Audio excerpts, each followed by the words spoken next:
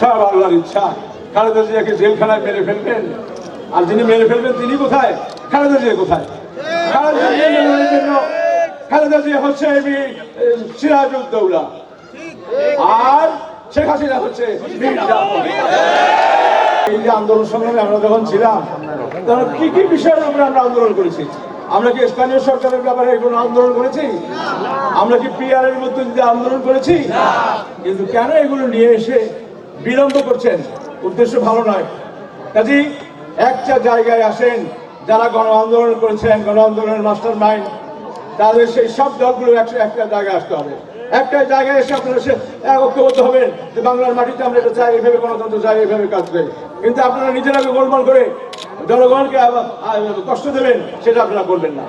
আমরা জনগণের জন্য প্রয়োজন হলে আবারও আমরা যা পূর্বে বলেছি, আমরা এখনো বলছি, আবার প্রয়োজনে রাজপথে দিয়ে আমরা সেই একই কথা বলবো।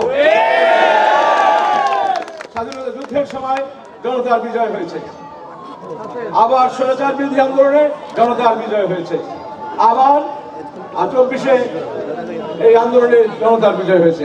এতগুলো বিজয় করছে জনগণ, আমরা তাদের কিছু দিতে পারি না।